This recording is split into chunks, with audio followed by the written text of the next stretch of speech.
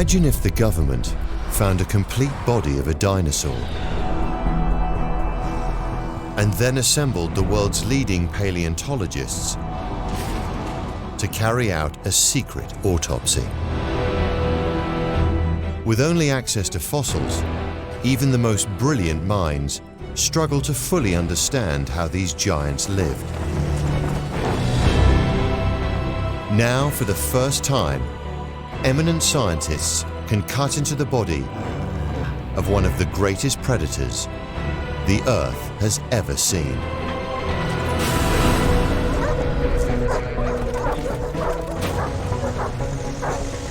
What secrets can they learn? What myths can they dispel? What can they reveal about one of the deadliest dinosaurs to have ever lived? Tyrannosaurus Rex.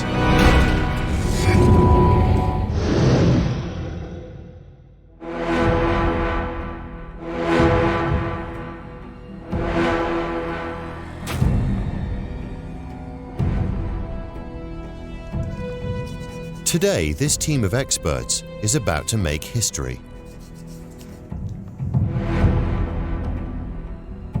They will dissect the world's most complete and detailed T-Rex ever seen. Luke Gamble is an all-action vet who is leading the autopsy. I've got to find out how this beast died, but we've also got a chance to figure out how it survived, how it worked, what made it tick. Matthew Mossbrooker has discovered groundbreaking dinosaur fossils. We're going to learn things about this dinosaur that we've only been able to speculate on up until this point. Steve Brussate is a leading expert on the anatomy and biology of T-Rex. The biggest, baddest meat eater that ever lived. And I've been studying its bones for a decade, but I want to know how it lived. That's the mystery that keeps paleontologists up at night. Paleobiologist Tori Herridge brings with her experience of dissecting an Ice Age mammoth. I'm interested in seeing if the theories that scientists have put together hold water when you actually do see a Tyrannosaurus Rex in the flesh.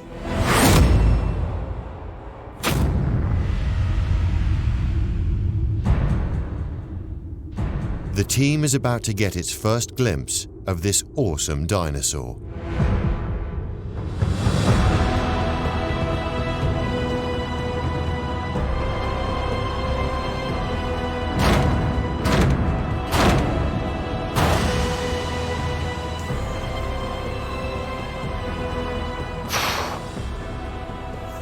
This thing is massive. It's huge. When I first saw the T-Rex, I was overwhelmed. I just nearly wept. It was just so beautiful. My first thought was, this thing's an alien. It was so different from the skeletons that I'm used to that it took me a few minutes to realize this was the animal that I studied.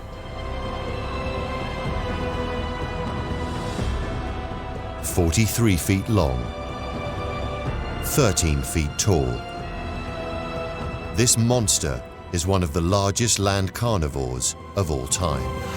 Oh, jeez. Look at the size of these claws. Wow. Weighing 7 tons, its name means king of the tyrant lizards. This skin is just amazing, isn't it? Yeah. Armor plating. It's so thick. Over 50 serrated teeth dominate its half-ton head. Look at that. Absolutely terrifying. It's one of the most familiar of all dinosaurs. But T-Rex's body still holds surprises. What's on the arm? Bristles. It's probably the best description of them. They go down to the tail tip. This forensic examination will explore how T-Rex evolved to become the dominant species of its age. All right, Luke. You've dissected everything from barnyard animals to elephants. This is clearly not an elephant. Where do we start? To be honest, we've got to approach this with the same logic that we'd approach any autopsy. So let's just review the external features. I need to know if it's an adult or not. If we can sex it, ideal. Let's create a portal here. Let's get right inside the belly of the beast. And that's gonna have the key to the answers we need to know. If we know how it died, we can learn how it lived. We're gonna get dirty. We're gonna get very dirty. Luke regularly performs animal autopsies. His start point is establishing if old age could be the cause of death. So, how on earth do we age this? The secret is in the bones. Maybe you've seen a tree that's been cut down, you look at the tree stump, you see rings. Sure. And you can count the number of rings. That tells you how old the tree was when it was cut down. Dinosaurs are the same. No way. 1 ring each year. So this right here, that's what we have to cut. To see the rings, the team needs a cross-section of a bone of the leg. Oh, challenge 1. How do we get the leg off this beast? This is your area of expertise, I believe. T-Rex's lower leg is 2¼ feet wide and packed with dense muscle and bone. Matt, maybe get some of the guys and mark up exactly where I've got to cut and try and raise this leg and support it so it's steady. I'll go and get some gear. We're gonna need a bigger knife. Yep. Luke's dissected cows, horses, and elephants. But does he have a blade big enough to slice through the massive hind limb of the T-Rex? Each of T-Rex's muscular legs weighs nearly 2 tons. Hey guys. Trust me, I'm a surgeon. Gonna be needing these. Where am I going to cut? Right in through here. Luke must cut through 9 muscles and a bone as thick as a branch of a tree.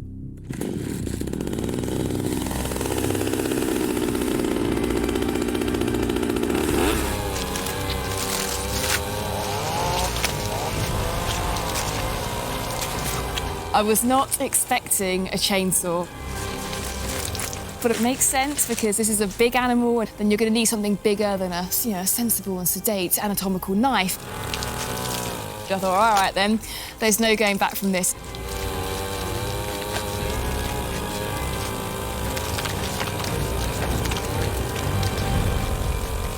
Okay, job done. A little trickier than the dogs and cats and horses you're used to, huh? Nothing to it, buddy.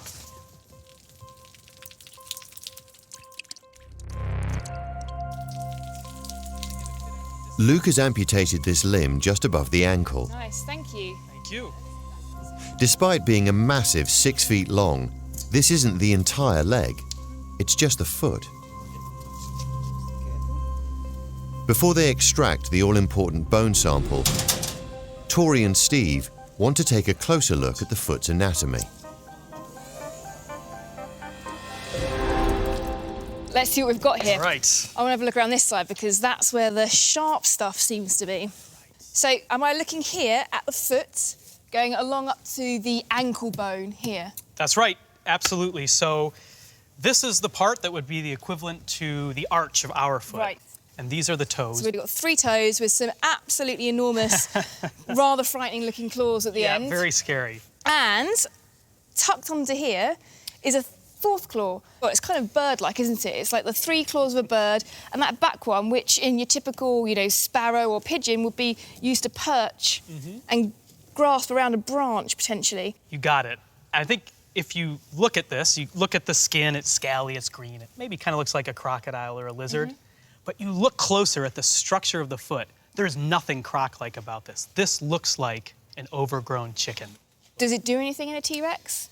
It probably doesn't do very much. This is what did all the work. There's 3 main toes. And it was all the work because this dinosaur, this T-Rex, only walked on its toes. A 7-ton dinosaur on the tips of its toes. T-Rex isn't light on its feet. Its toes impacted with the same force as a car hitting a wall at 30 miles per hour. That's why T-Rex had special shock-absorbing pads on its feet. And these are also found in birds. T-Rex walked like a big bird.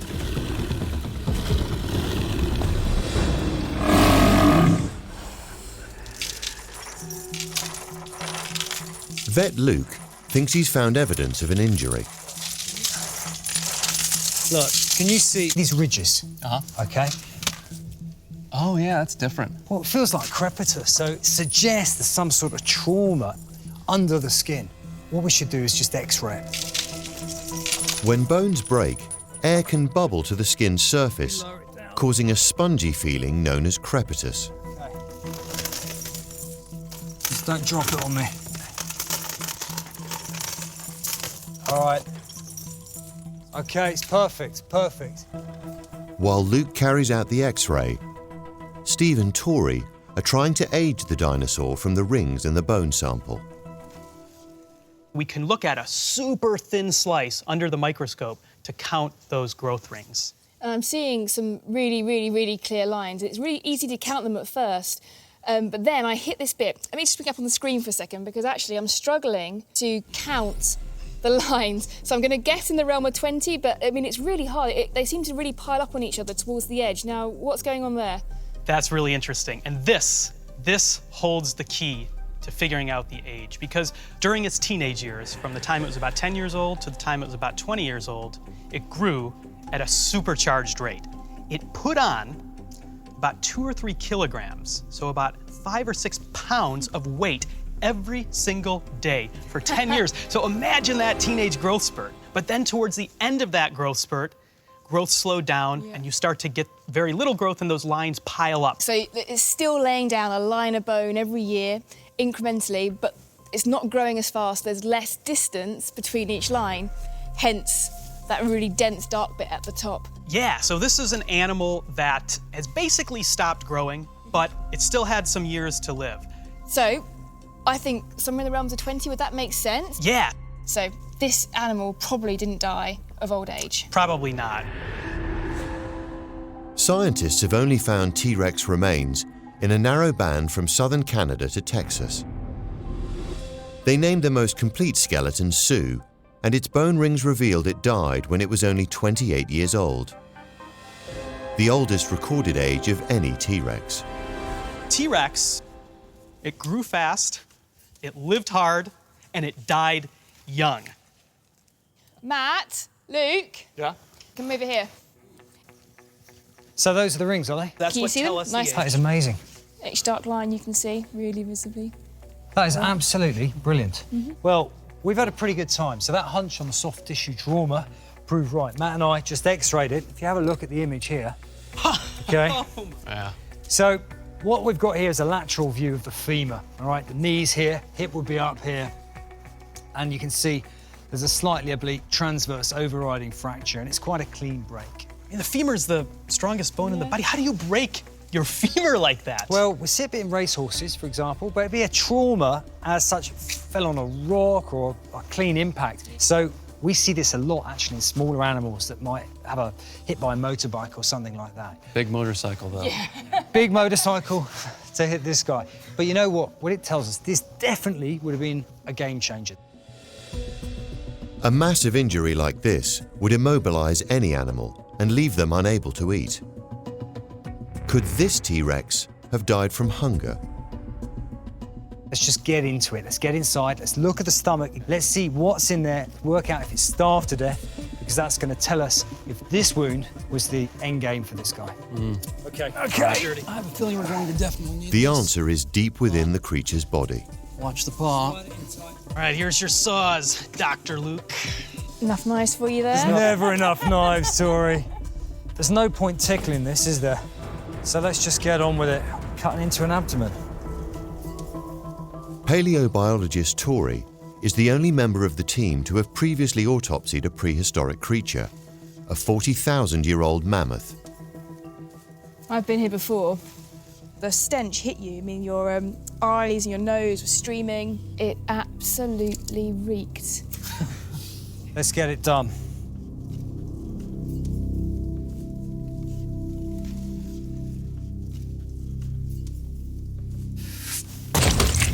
Oh, There you go.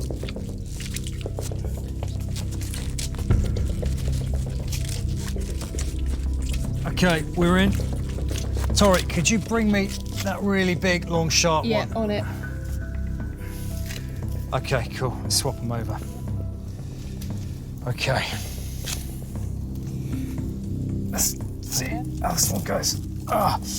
This is hard going. It makes elephant skin feel like velvet. Okay. Right. Guys, come on in close. Give me a hand with this, all right? All right, I'm gonna go across now. Hold tight, all right? Tori, come in closer, come in closer. Oh, it's getting wet. All right, guys, it's all right. Mind your thumb, mate. I don't want that off. The team isn't just cutting through skin. We're good, we're good. We're good. Oh! Soak it up, guys. Soak it up. There is a thick slab of insulating fat This is rancid. Come on, come on. and 3 layers of muscle full of blood vessels. Wow, that smell is something else, isn't it? Oh, what did this guy eat? That got in my mouth. This is why I study bones. Okay. Going up. Let's go up. This way up. I've got it. I'll pull down. Oh, this bit's hot. Almost there, guys. All right. Peel this back. We're gonna open it like the trunk of a car. Luke is expecting to uncover a rib cage. What he finds is unlike any animal he has ever seen. My goodness me. What's going on here? Wow. Wow. Look at that. Hang on, these can't be ribs. These just can't be ribs. The team carrying out a post-mortem on a T-Rex has hit a problem. They've uncovered a row of bones. Wow. Oh, look at those. Oh, in fossils, you usually just see bits and pieces, 1 or 2 bones, but they're all together. Oh, wow. So far, the team has discovered their T-Rex has feet like a bird. A bone sample has revealed it didn't die of old age. But it had a broken femur, which could have caused it to starve to death.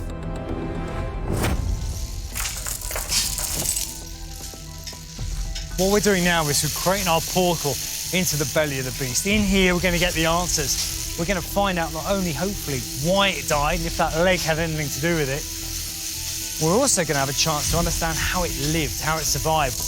Keep it going, guys. Stop. The evidence lies in the dinosaur's internal organs. But bones are blocking the team's path. The whole belly of this animal is covered in bone, in addition to all those muscles. So this guy was a reinforced tank. Matt Mossbrooker is the curator of a natural history museum deep in T-Rex country, and he recognizes these bones. This feature, that's a croc feature. They are gastralia. When I dissect crocodilians, from the bottom of the sternum all the way to the pelvis, there's a short series of gastralia. Like these. I've never seen them this big with muscle around them. This is something else. In crocodiles, these bones provide abdominal protection. Also called belly ribs, they don't attach to the rest of the skeleton. Scientists think T-Rex had over 30 gastralia, but they are yet to find a fossil of an entire rack.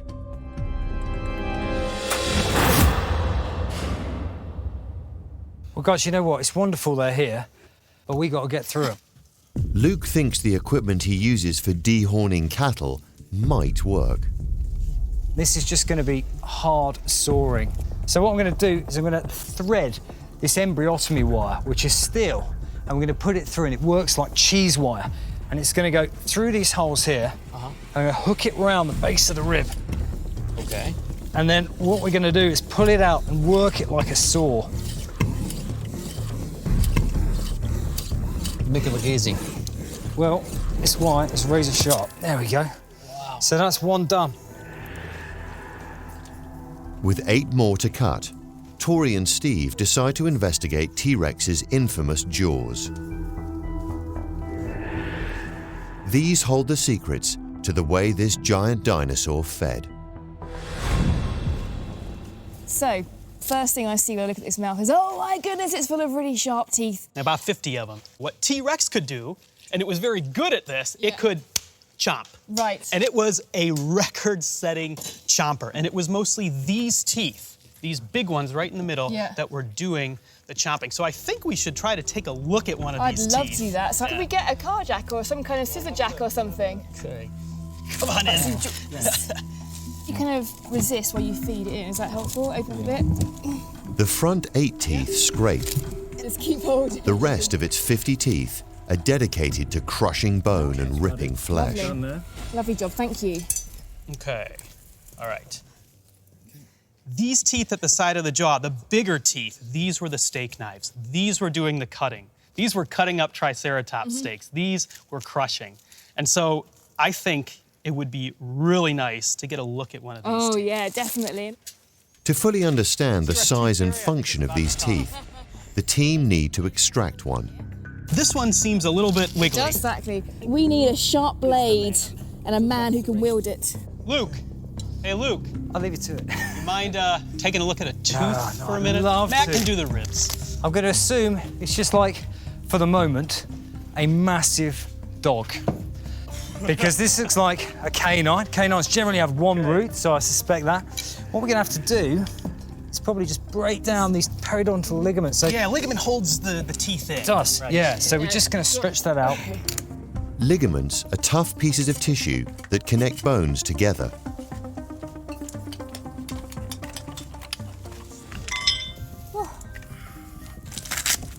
Oh, look at that. Oh, it's coming out. It's coming out. Wow. Okay.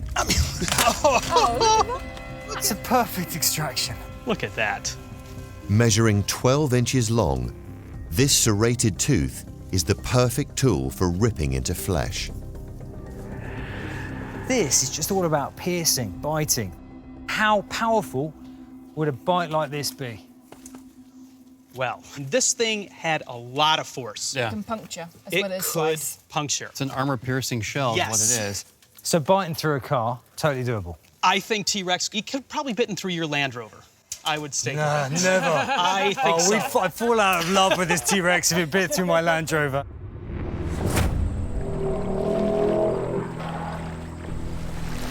Crocodiles and alligators have the strongest bite of any living animal.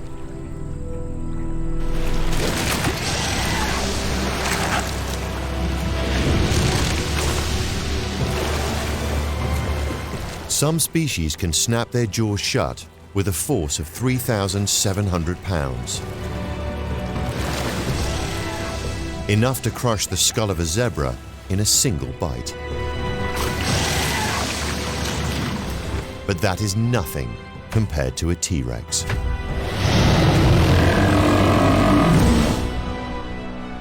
Scientists digitally reconstructed the dinosaur's jaws and found it delivered a bite 3 times more powerful than a crocodile.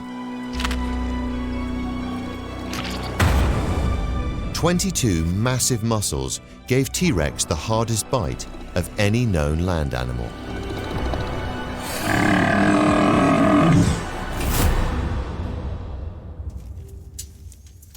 The weird thing is, these teeth are so tough. Why on earth was that one loose? Is there some infection at the root or something? Could that be making it septicemic? Septicemia, or blood poisoning, can be a killer. Who knows how to work this rig? Yeah, sure. You do, Okay. right? The vet. Is this a major clue to the T-Rex's death? If you thread it up there for us. To find out, they insert an endoscope into the tooth cavity. Furthermore, go up a bit more. Hang on, there's it. No. Well, there. See that? Right there? The white object. Conical. See this line of serrations? Oh, I see. It's a I germ. know what. You know what this is. I What know is it? This is. It's This is a replacement tooth. These guys, they're not like mammals. They don't have baby teeth and adult teeth, and that's it. Yeah. They replace teeth throughout their lives. Like sharks. Like sharks, yep, Yeah. and they do this every few weeks or so. The tooth wasn't loose because of an infection. The one growing behind it was pushing it out of the way. Throughout their lives, these guys have a never-ending supply of teeth. It's a wonderful dental plan. But one kind of tooth is conspicuously absent from T-Rex's jaws. There are no molars or chewing teeth.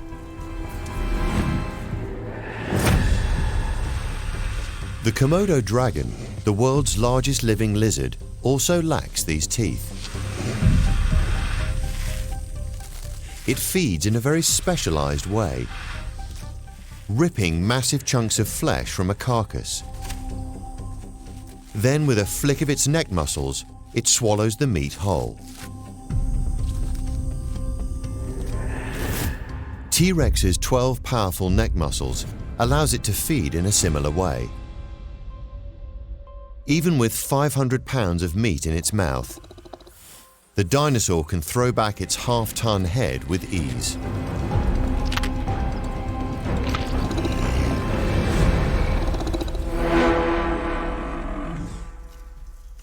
T-Rex didn't chew but swallowed chunks of meat whole.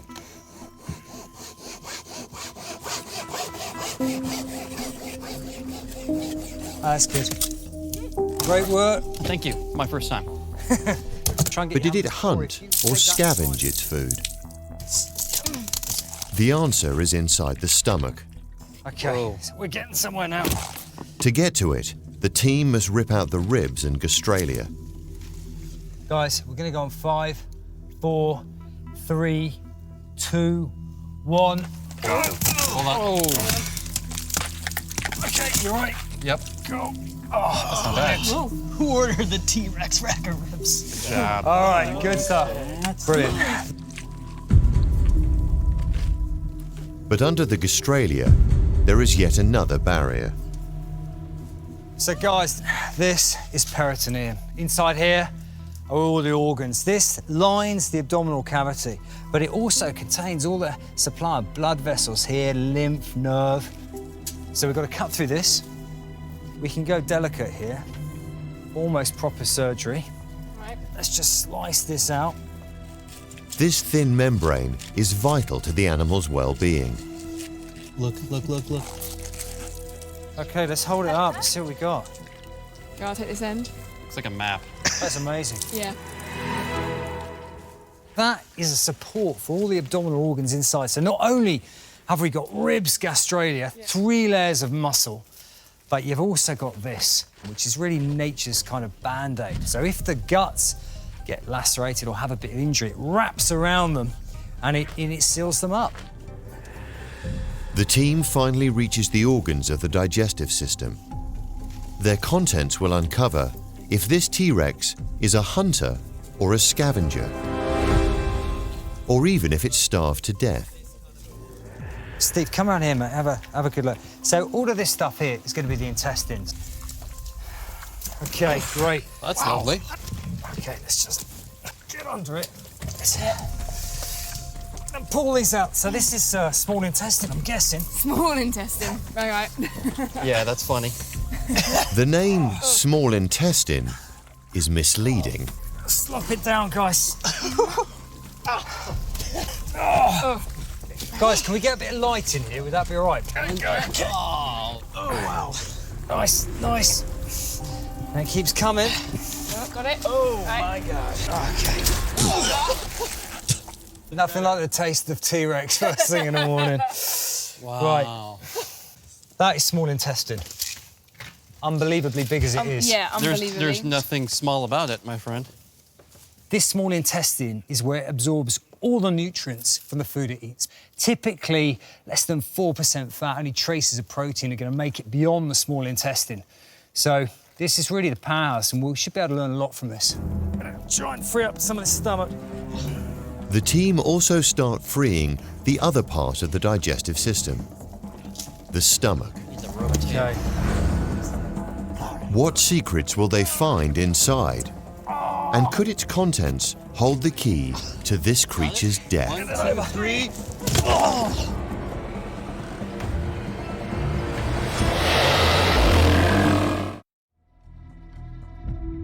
Let me spin it round. Oh, it's heavy. Okay, it's perfect. Imagine if it was possible to perform an autopsy on a 65-million-year-old dinosaur. Well, this team is doing just that, and now they are about to examine the inside of its stomach. Let's cut in this and see what's inside. Already, they know this animal didn't die of old age. But a fractured leg could have prevented it from finding food. If it did starve to death, the stomach will be empty. Let's just go into here. Could be bloated.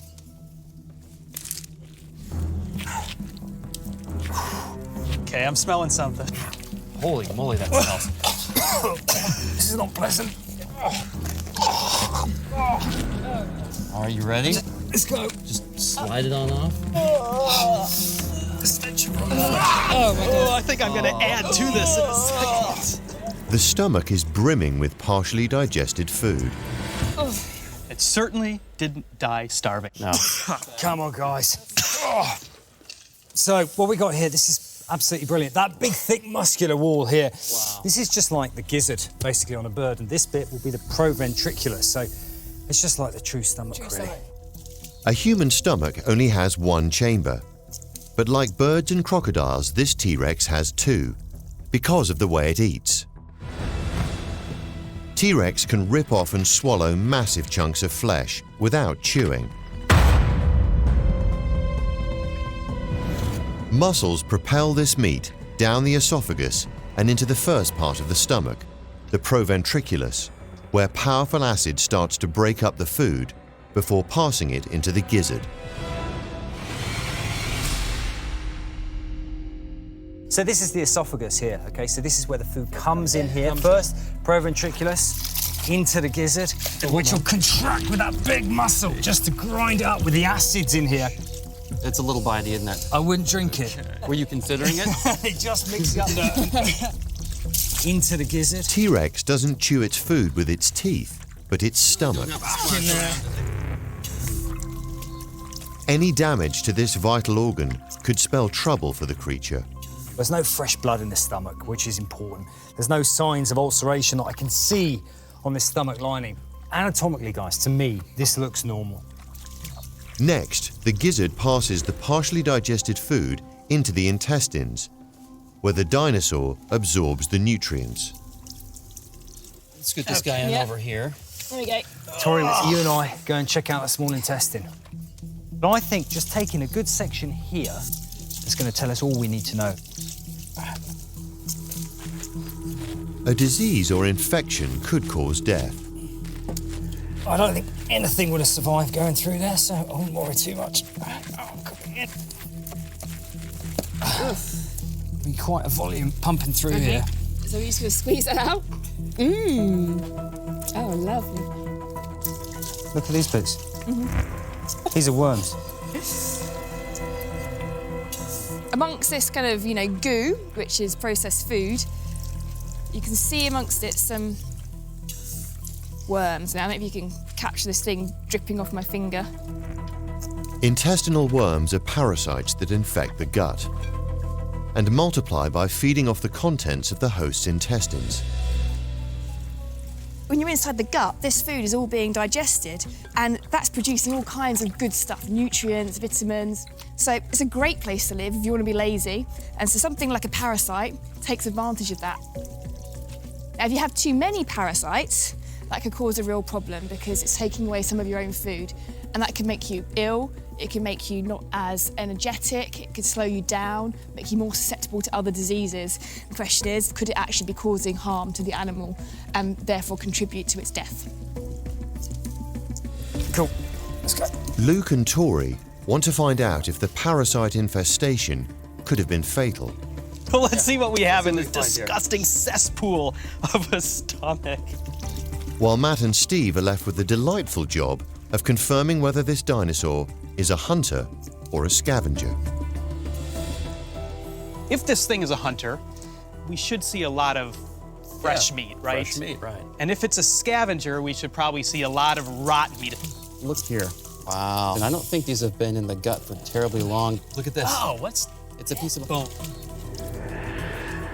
While the guys forage in the stomach, Tori and Luke want to establish the cause of the parasites in the intestines. How did that T-Rex get infested with worms? The answer is that obviously it didn't graze. We've worked out now it's carnivore through and through, but it would have got these from eating the intermediate hosts of these worms.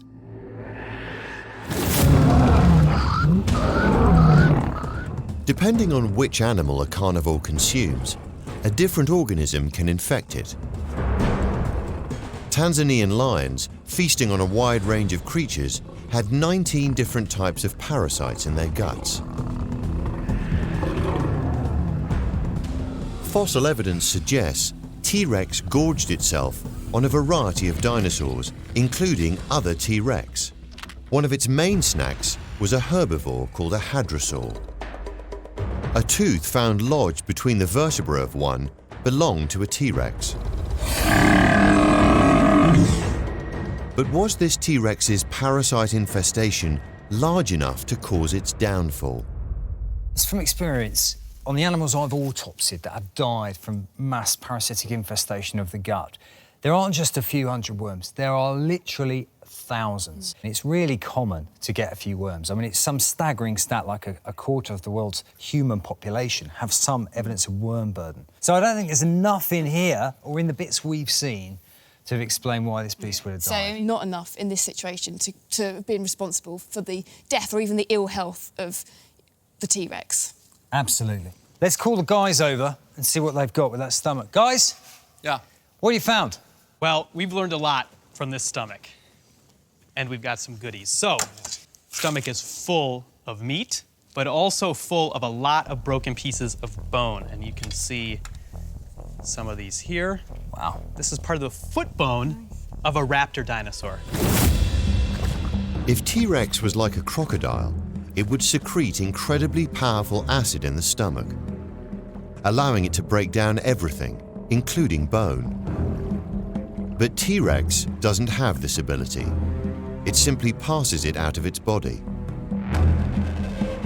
A fossilized specimen of its feces, known as a coprolite, had pieces of bone embedded in it.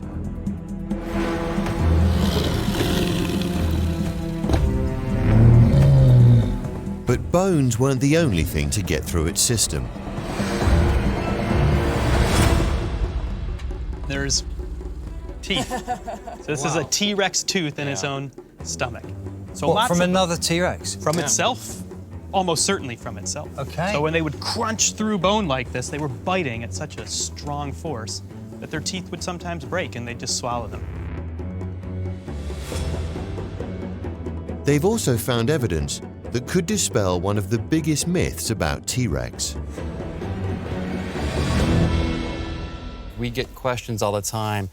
What did T-Rex eat? Was it a predator? Was it a scavenger? Well, the meat that we found in the T-Rex stomach gives us some insight into what it was actually feeding on. We have pieces of fresh meat intermingled with pieces of rotten meat. Oh, look at this. That's really gross. They're together. This animal, before it died, had had a meal of something that was alive, something that wasn't. This reflects the current thinking that T-Rex was both a hunter and a scavenger. You're not going to turn down free protein when you need to fuel that size body. Because the stomach was full, this has also cleared the prime suspect in the death of the T-Rex. We know it didn't die of starvation. That tells us instantly that that broken leg was probably not the game changer for this animal at this stage. But the thing is, we still don't know how this thing died. So guess what? Back inside. Let's go. All right. Afraid you're going to say that. Luke still believes the cause of T-Rex's death is to be found in its inner organs. Back in. What they are about to uncover will take them by surprise.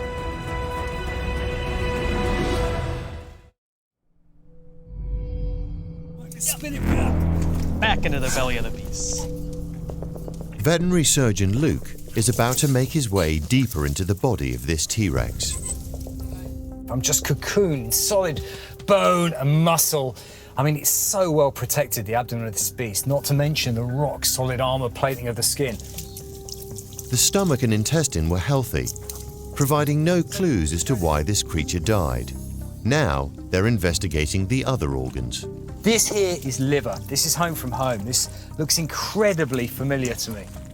Basically, it's the chemical laboratory. Let's get the membrane off of the body. What it does is absorbs all the nutrients from the small intestine. It removes all the toxins from the blood. Oh, Matt, you're gonna have to give me a hand. Can you grab that bit? Yeah. The liver mops up poisonous substances in the body, Could a diseased or damaged liver be the cause of death? Careful with all the stomach acid down here. Oh. We've got to just check the surface for no abnormalities. These guys wouldn't have lived long enough probably to have got cancer or anything, but there's no trauma to the liver. The surface looks quite smooth. There's no cuts or anything like that. It does look good, and there's no massive amount of parasitic scarring or anything like this. To me, it just looks like good, normal, healthy liver. Next up. Check out this thing here. We've got the lung. Huh. But you know what this is? That is an air sac. This lung is not like our lung at all because birds have air sacs. We don't. My goodness. So it is basically like a massive angry chicken. Yes. Just like birds, T-Rex had balloon-like air sacs either end of its lungs. When T-Rex breathes in, air enters the lung and the rear air sac. The lung strips out oxygen and pushes the spent air into the front air sac.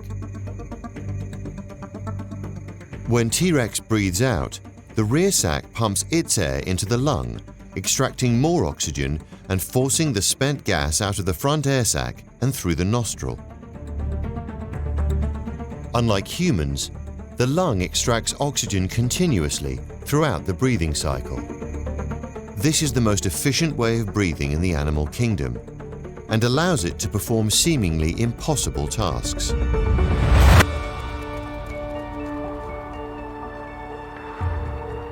On the summit of Mount Everest, there is only a third of the amount of oxygen there is at sea level. Humans struggle, yet birds can fly at these altitudes with ease. Their air sacs allow them to extract enough oxygen to power their wings and continue to fly. For a 7-ton, 43-foot-long dinosaur, this adaptation would power its massive muscles, allowing it to dominate its environment. I reckon we should get this lung out. All right. I'm going to need some help here, mate. On your head. Oh! Okay, let's get to this. If you support the weight there for me, please. It's going. Let's go. Oh, look at that. Look at that. Oh, I wish I could breathe in and out oxygen right now, like a T-Rex. You want this lung? I want that lung. There is no evidence of disease here, so with one of the two lungs now removed, the team can get to the next vital organ. Look up there. I'm seeing something that looks a little bit like a heart. Can we get some light here, please, guys? Oh, look at that. The heart. The heart is the pump that pushes blood around the body. The bigger the animal, the bigger the heart. Let's cut through some of these vessels and free it up. And the bigger the blood vessels leaving and entering the organ. We're going to have to go through the aorta, the inferior and superior vena cava as well. It's really difficult. Let's cut through this here. Okay. Matt, we're going to need some muscles here, pal. Okay. Whoa. Jeez. Okay. This is massive. Come on. Oh! All right.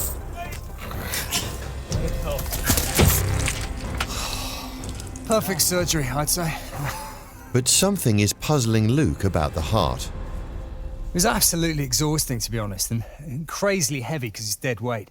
But typically, in a mammal, you'd expect the body mass of the heart to be 1% of the body weight. So an animal that weighed about 8 tons, that'd be about 80 kilos. And I'm guessing, but that doesn't look 80 kilos to me. So what that tells us is that this heart has to be supremely efficient. And it's going to be fascinating to cut inside because fish have 2 chambers in their heart. Lizards will have 3 chambers, but it's birds and mammals have 4. Hop out, Steve. Let's have a look at that heart. Before they can investigate the inner structure of the heart, the team need to remove a protective membrane. Okay, everyone get out. We should be able to tear that with our fingers. Actually. It's like... So this here is the pericardial sac, and it's basically like a support blanket of the heart. So the heart pumps, expands within this sac. And inside, we've got all the vessels, and this is absolutely amazing. Why don't we lift this over, cut it open? Right. All right, his guts. Watch the last step. Oh, Guts hang and on. acid and blood and Wait. bile. Beautiful. If it has 4 chambers, it will be more like a bird than a lizard. That's awesome, isn't it? Look at that. A T-Rex heart. Honestly, look at that thing. It's massive. How could this tiny little pump get the blood around a beast that size? The small size of the heart is a mystery. The answer might lie in its internal structure. So let's go straight into that here.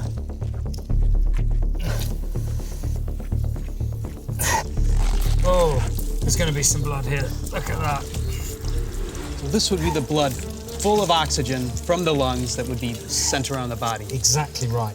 Right, all right, let's see what we got. The team is about to uncover the secret of T-Rex's most vital organ. Wow. That is amazing. Inside the heart of the most complete T-Rex ever seen, our experts have discovered a strange substance.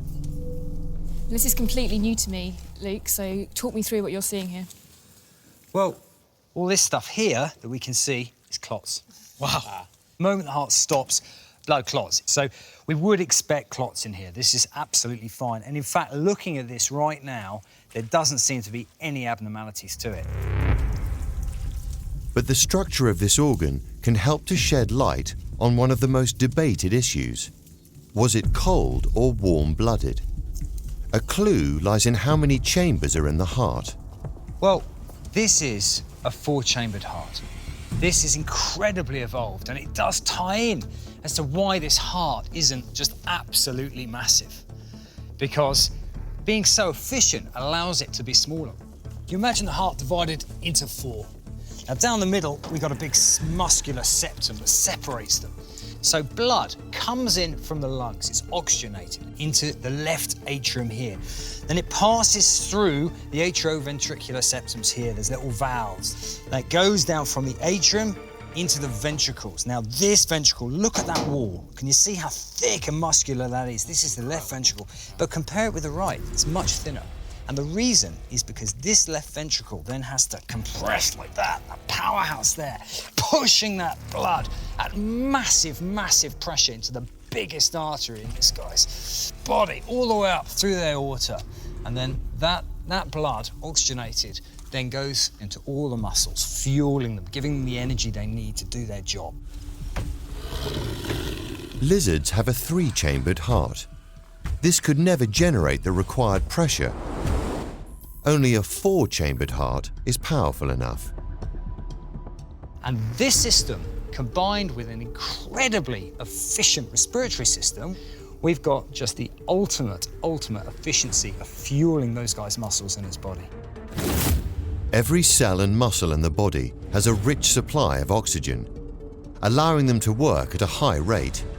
This primes the creature for action and also generates heat, warming the body from within.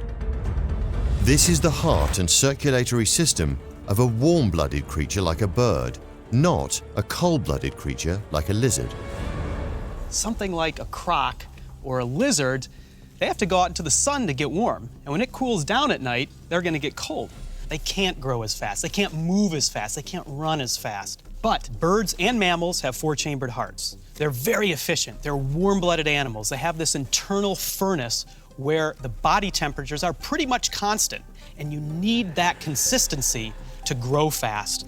So what we're seeing here, to me, with the 4 chambers that we've seen, it looks like just a supersized heart of a bird. So T-Rex was probably a 7-ton killer big bird. Yeah, well, it's actually funny you should mention the bird thing, because something has been preying on my mind a little bit, and that's those bristles that we noticed right at the very, very beginning. And of course, you say bird, and that immediately brings up the idea of feathers. And I would love to go and have a better look at those. Should we have a look? Let's do it. We could do the bird, you guys. Good plan. We'll do the killer bit. Right. T-Rex ruled 65 million years ago. New fossil evidence has revealed a link between dinosaurs and feathers, like the ones on our creature. Right, Steve. When we first encountered the beast here, I looked at these and I thought bristles. They're a little bit reminiscent of the slight stubble you're showing now. I just yank one of these out. Yeah, let's. Like that. There we go. I mean, this is so simple. Yeah, so you're right. When you look at this, I mean, it kind of has some give to it. It is kind of like a porcupine quill, or like hair we have. And that's not what we think of when we think of bird feathers. We think of a quill pen type of thing with a long shaft and all the fluffy bits. And of course, in birds, they use feathers to fly. That's not what we're seeing here. This is a much simpler arrangement. And this is what we call proto-feathers. These are the ancestral start of feathers. A lot of dinosaurs, maybe even all dinosaurs, had feathers. And we know that because of fossils. We have thousands of dinosaurs from China, fossilized, covered in feathers. And then because we have so many fossils, we can trace how feathers changed. Those feathers start forming wings on long arms in a small animal with big muscles, and that's how flight evolves. Bird feathers evolved so they interlock, forming a flexible wing. At 7 tons, T-Rex was never going to fly. But birds don't just use feathers for flight. They're important in display and attracting a mate. Scientists now think T-Rex used its feathers in the same way. These proto-feathers on T-Rex give us more evidence of that bird-dinosaur relationship. As the team search for a cause of death, they are revealing much about T-Rex's life. Matt and Luke are now investigating the next big question. How did this 7-ton carnivore kill its prey? If we can understand how it moved, we can understand how it hunted. If we understand how it hunted, we know how it killed. Here's the deal. These legs are kind of a funny chimera because you have some bird-like characteristics in the feet, but you also have some other things going on too. Imagine if it was possible to perform an autopsy on the world's most infamous carnivore, T-Rex. Our team of experts have so far discovered the dinosaur didn't die of old age or starve to death. Its full stomach and powerful heart have hinted that it was a fierce and active predator. Now Matt and Luke want to understand how it hunts for food. So did it lie in wait or did it chase? I mean, these muscles now are huge, and it's a bit like, sprinters versus long-distance runners, okay? So the sprinters, generally speaking, pretty big guys, great big muscles, explosive power. But long-distance runners can just go forever. So what do you reckon? Did this beast just have this sudden surge of power and just come out, just get its animal, but potentially you could outrun it? Predators use ambush and pursuit tactics. Ambush predators try and catch their prey unawares. They select a target and approach stealthily.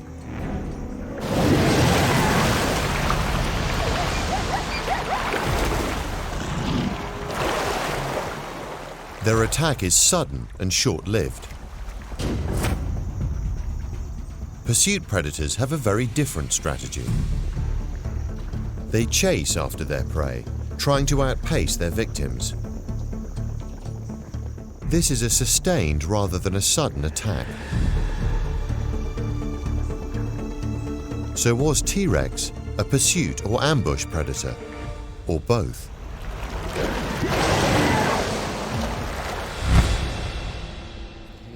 The answer lies in understanding how T-Rex moves. Well, when T-Rex wants to start moving, first thing that happens, bam, these toes begin to flex. They dig into the ground because the calf muscle itself, all the way up from the shank, begins to flex and bend and pulls the toes in. While that's happening, the big thigh muscle begins to rock. back and forth, powered by these enormous, enormous muscles. And then the secret to dinosaur locomotion, the turbocharger kicks in. See this group of muscles right here? This is the cardiofemoralis, all the way down to here.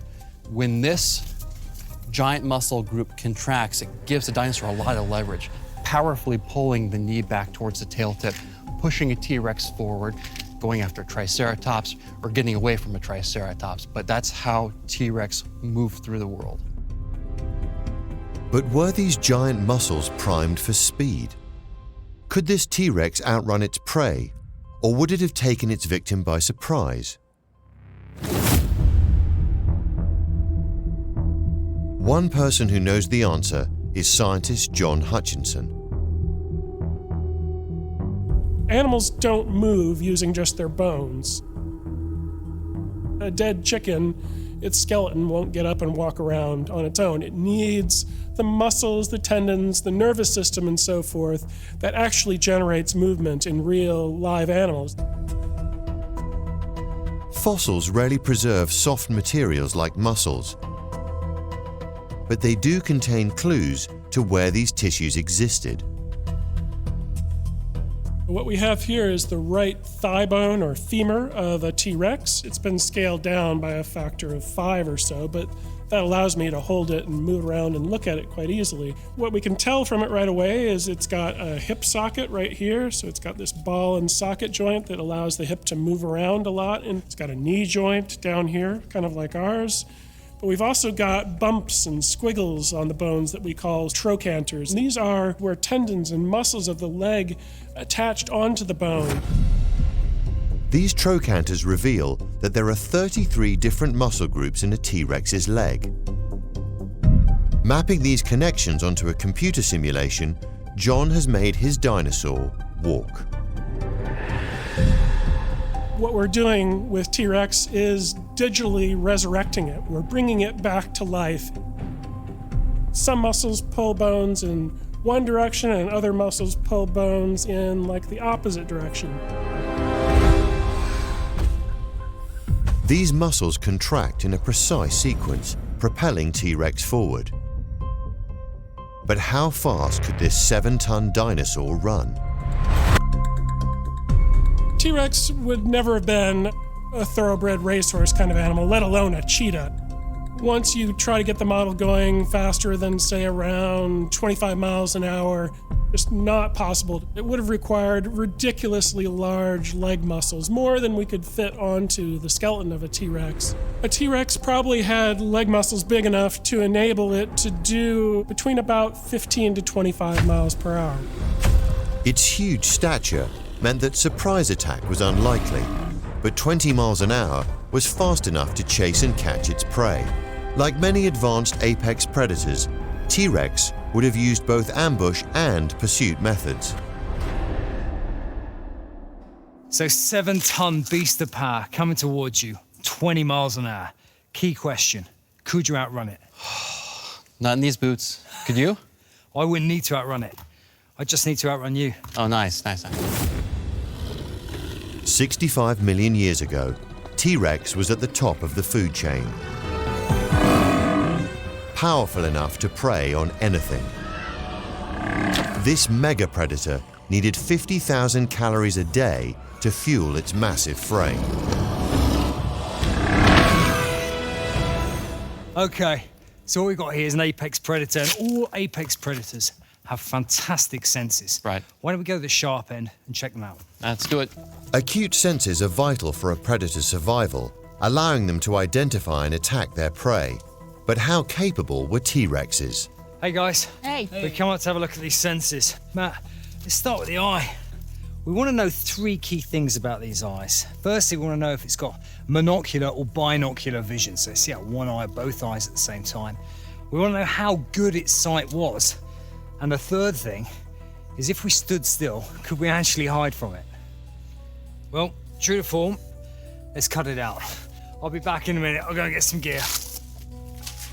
One thing that I am really interested in is whether this T-Rex could see in color. And this has been a big mystery with dinosaurs for a long time. But just over the past few years, we've gotten some clues, believe it or not, from real fossils. Because if we have colors like we see here on their bodies, that's a pretty good sign that they could see in color.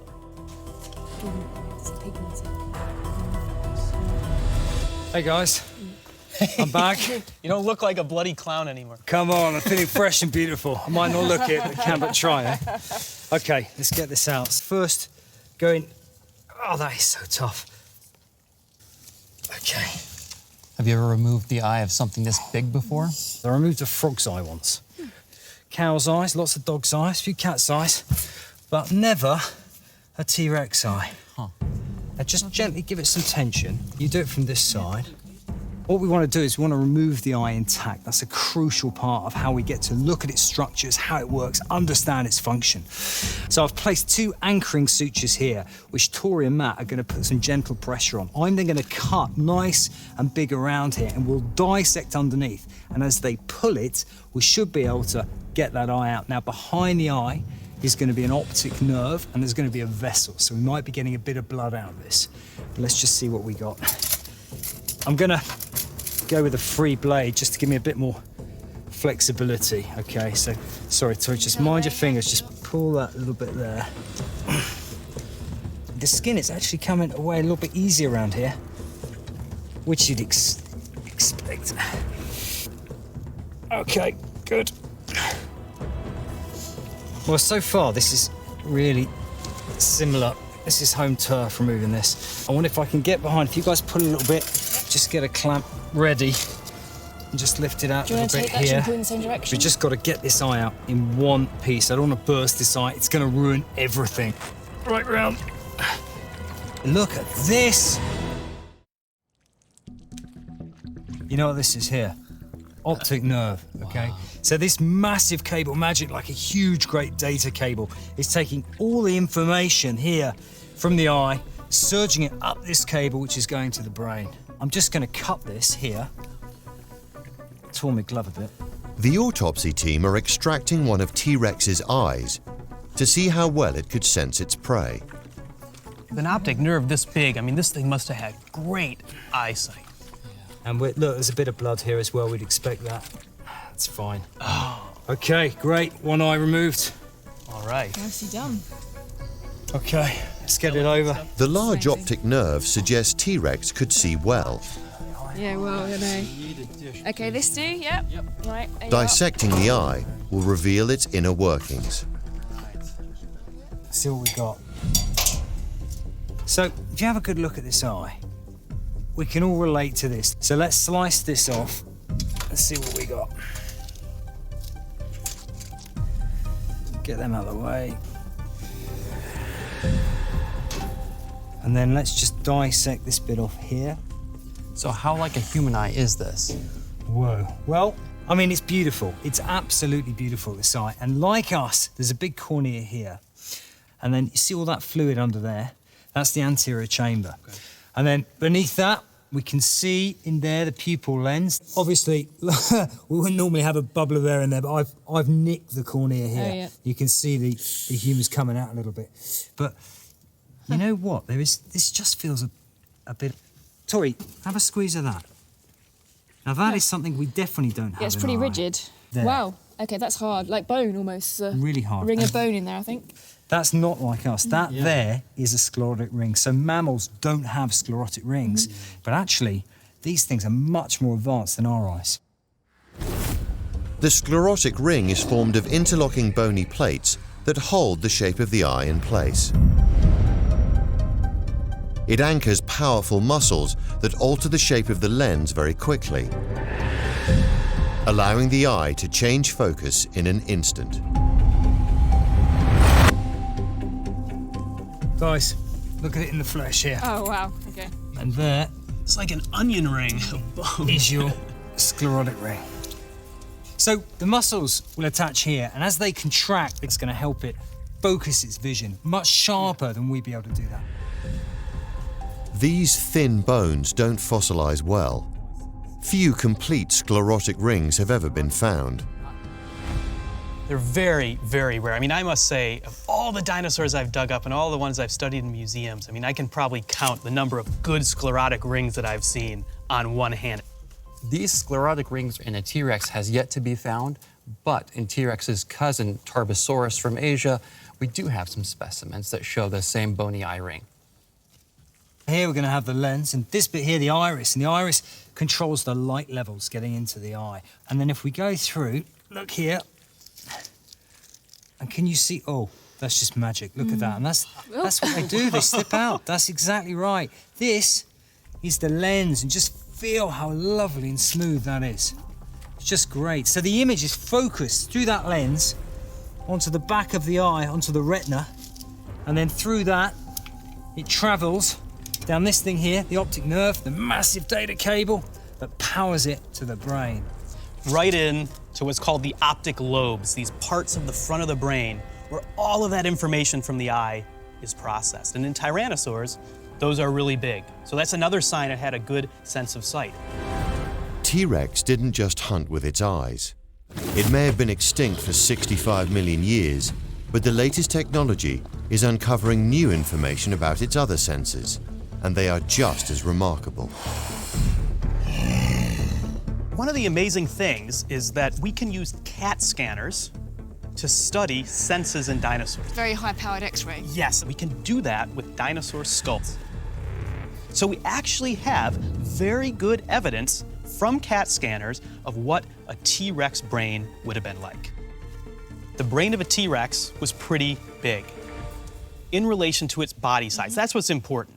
If you're really big, you're going to have a big brain, but it's that relationship to your size. Yeah. So there's a measurement, a statistic that we can use to put a number on that.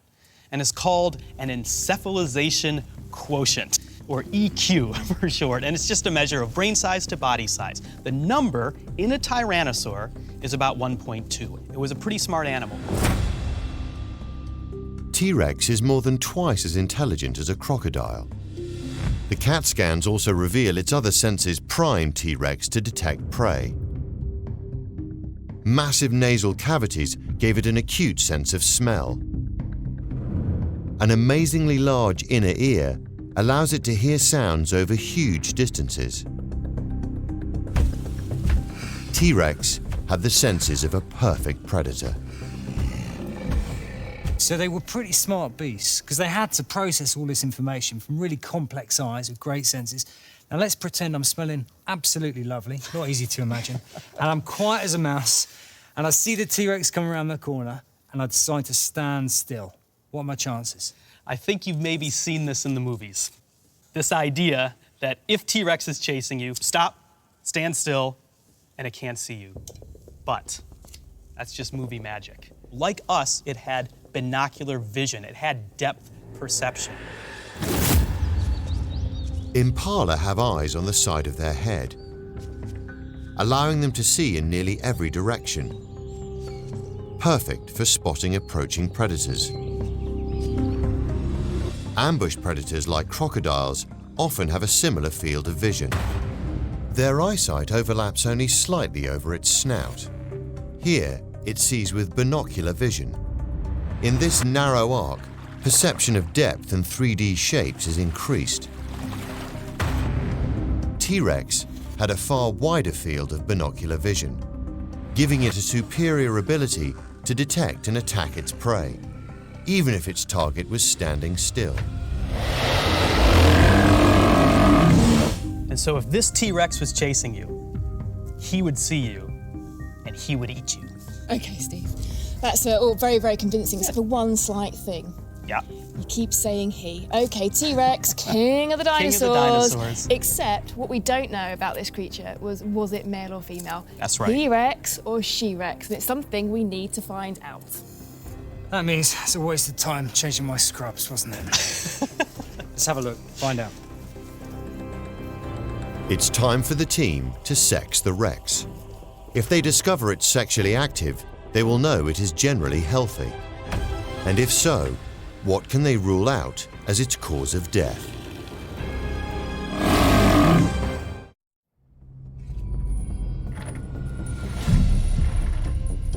That's good. Right, you just tuck that out of the way. Down here is where you might expect, were it a male, to find a penis. At least if you're a mammal, you would. This, of course, isn't a mammal. It's something that's related, we think, to a bird. And birds Some males have penises and some don't. So the absence of a penis here doesn't tell us anything about whether this is male or female whatsoever. Look at this. The T-Rex autopsy team is exploring this creature's anatomy to find the cause of death. Now, they want to sex it. With the exception of This could uncover how the 7-ton dinosaur mated and possibly how it died. Here we have an opening. And this opening, if I get inside, I kind of feel around and see what's going on. Now this is what's known as the cloaca. It's a single opening where everything comes out. So the waste products, so wee, poo, things like that, but also sperm, and if it was a female, that's where it would pop out an egg. So having a feel in here might give us some clues as to what we're dealing with, male or female. One thing though that really interests me as I'm in here having a big feel, it's really tight actually, I can't get my arm up. As I'm here, it's probably actually, it's what I don't know about is if there's any fossil evidence at all for T-Rex gender. With dinosaur fossils, a lot of bones, sometimes if we're lucky, feathers, muscles, skin, but as far as I know, dinosaur genitals, never. So I think this is one of the biggest mysteries. Yeah. When we find a dinosaur, is it a male, is it a female? We just can't tell. Yeah, and of course in birds, the difference there is that the ones that don't have penises, when they're having sex, they have to push their cloacas up against each other. It's called a cloacal kiss. In some birds, mating is a balancing act. The male mounts the female, but as he doesn't have a penis, he has to transfer the sperm by contact. This is the cloacal kiss. Imagine trying to do that with a 7-ton beast. 7 times 2. Yeah, quite. I mean, elephants, like a big male African elephant weighs 7 tons, and you can't imagine that happening. I mean, there really is nothing I can feel in here. It just feels like a tight passageway. I've got no identifying features whatsoever. So I'm really sorry, Luke. It's back over to you. There's only one way we can answer this question, and I think it's going in at the other end from the inside. Okay, back in the office. All right, Steve, look, mate, grab a light. And, All right. Join me in. I'll follow you to hell and back. Luke and Steve are entering the abdominal cavity to search for reproductive organs. Come on, pal. Back into the belly of the beast. I don't know what I'm looking at, so you gotta explain. Let's cut through this here, because this looks a bit familiar. What we've got to do is we've got to find where there's basically testi, internal testi, like elephants, for example, have internal testi, or ovaries. And the only way to do that is have a look at a few more of these abdominal organs that we haven't yet checked out. So I'm just cutting through here to look inside and see what this is. It's in exactly the right place. And oh my goodness me. What do we got? Well, what this is an ovary. All right, female. So he is definitely a she. So she would have hunted you down and Yes, thanks for that, Steve.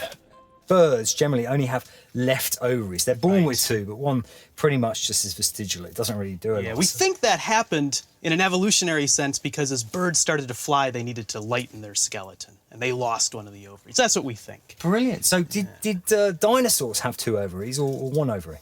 Well, we don't know directly because we don't find fossil ovaries, but what we do have are the eggs. And because eggs of dinosaurs, including very close relatives of T-Rex, are laid in pairs, that's a pretty good sign they had left and right ovaries, both laying eggs at about the same time. So look how it works here, right? All of these are basically eggs to be. She would ovulate, right? And the ova would travel down the oviduct, and it moves down. And look at the thickness of this. In birds, when a follicle is mature, it bursts and releases an ovum from the ovary into the oviduct. If it encounters a male sperm, they fuse to form an embryo. As this travels down the oviduct, cells add layers of supporting protein, the white. This protects the embryo and provides it with water. It then enters the uterus, whose walls spin the embryo downwards. Finally, specialized cells secrete calcium carbonate onto its surface, forming the eggshell.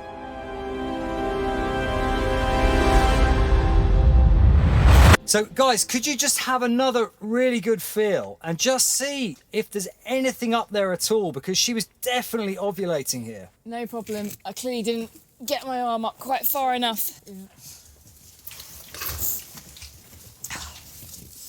Okay. This time I'm going to really put my back into it. All right. What are you feeling in there? The walls of the cloaca are really kind of gripping onto my arm. Are they soft, the walls of the cloaca? The strongest support stockings you could ever imagine. Wow, okay. Okay. Yeah. Something hard? Yeah. But I can only touch it with my fingertips. Yeah. I think some forceps or something that I can extend the length of my arm. All right. By. Yeah, let me go find something. Awesome, thank you. Oh. The very tips of my fingertips, I could feel something solid. But because I couldn't really get my fingers around the edges of it or get any kind of traction, I couldn't really get a sense of its shape. Forceps, hopefully, I'll be able to get around it, give it a tug and draw it out. Luke? Yeah? Could you come out? I'm going to go in with a forceps, but I could do with a little bit of veterinary instruction at the same time. You found something? Come on, fodder. Okay, you got them in close, just slip them up a little bit and then part them as far as you can. Right. And then tease them round it. And once you're right round, it should be quite stable. Let's Pull it forward. Did you get around it?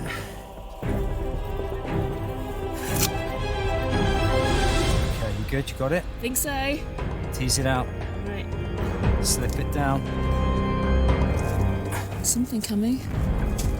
Can you see in there? Oh, I can see something. I can see the head. It's coming. Take it out. All right, slowly, slowly, slowly. You got your hand in position. Just in case. Got it? Think so. Tori is trying to ease an object from the cloaca of the T-Rex. The team has discovered this is a she-rex, and she's fertile. Oh, look at that. Oh, it's beautiful. Brilliant job. Oh. Okay. It's Tori's job to deliver the baby. I could do the last bit with my hands. I'm Yeah. Do it. All Yeah, right. just tease it out. It's going to go in there. Slowly. Okay. Beautifully done.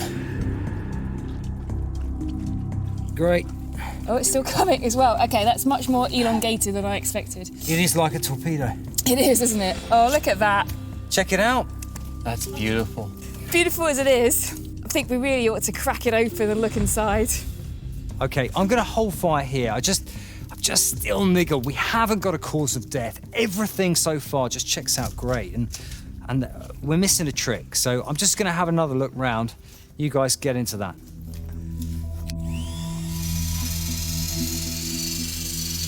The team decides the quickest way into the egg is using a vibrasaur.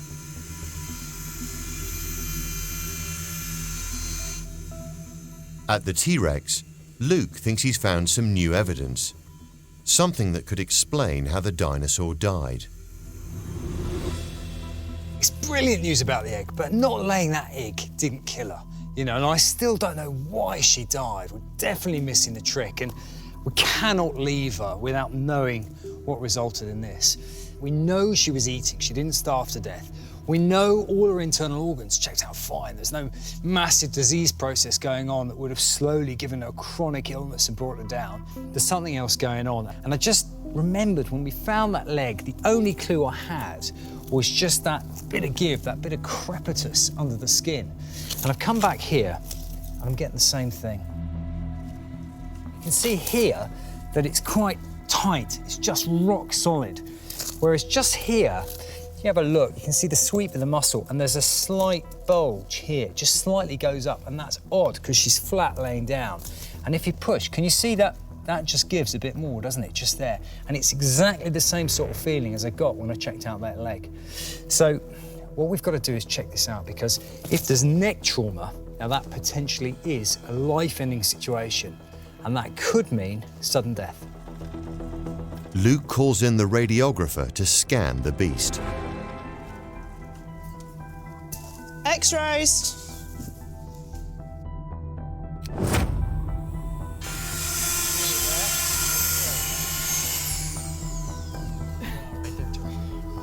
Right, thank you.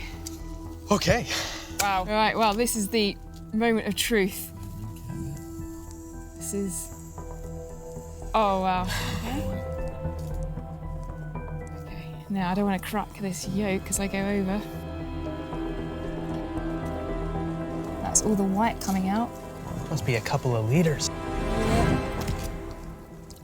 Wow.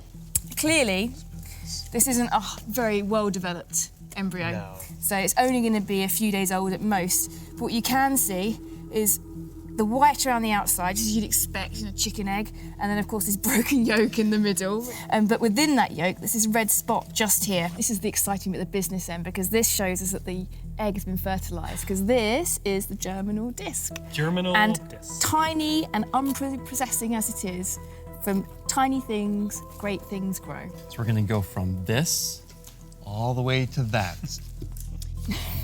Hey, Luke, come here. You gotta see this. What have we got? Come and have a look at this. Squelching over to you. You're gonna like this one. Oh, brilliant. Absolutely brilliant. So she definitely was pregnant then. Look at that. Awesome. Really, really good. I wonder how long they incubated eggs for. I mean, a chicken incubates its eggs for about 24 days and an ostrich is 40, so I don't know. I mean, how... that's the size of an ostrich egg, right? Not too far off. Yeah, a good shape. If the T-Rex embryo developed in the same way as an ostrich, first the nervous system, heart and spine would form.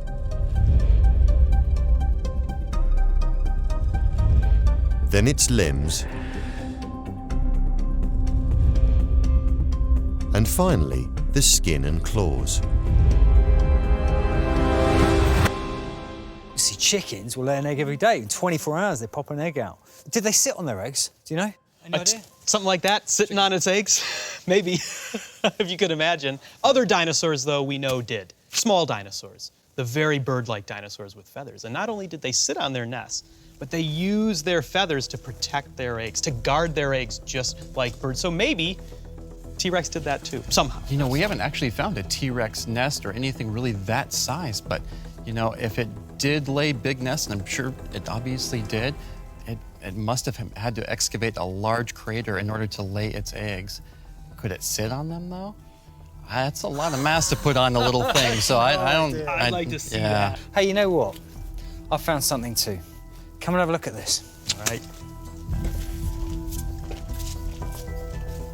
With the discovery of a healthy reproductive system, the team is still no closer to finding the cause of death.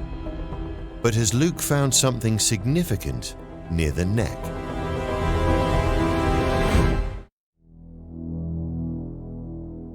Guys, I found some more crepitus, more swelling on the neck, so I asked Kat here to run a few more x-rays for us. Imagine if it was possible to perform an autopsy on one of the world's largest carnivores, Tyrannosaurus Rex. A team of experts has dissected the creature in a quest to find the cause of death. All right. Its full stomach revealed it didn't die of starvation, but its contents showed T-Rex was both hunter and scavenger. This is not pleasant. These are worms. Oh, look at this. That's really gross. This animal, before it died, had had a meal of something that was alive and something that wasn't. A loose tooth showed no signs of infection, but revealed it had the teeth of a reptile. I think T-Rex could have probably bitten through your Land Rover. When they cut into the belly, they encountered a second set of ribs. This feature, that's a croc feature. They cut into its heart to find signs of disease and found it had the heart of a bird. Wow. Yeah, first, proventriculus. A stomach that chews food. Which will contract with that big muscle just to grind it up with the acids in here. Specialized bird-like lungs that power its giant muscles. Look at that. They discovered a leg fracture, and the king of the dinosaurs ran on its tiptoes. There's nothing croc-like about this. This looks like an overgrown chicken. And something else. These are the ancestral start of feathers. T-Rex's closest living relatives aren't crocodiles, but birds.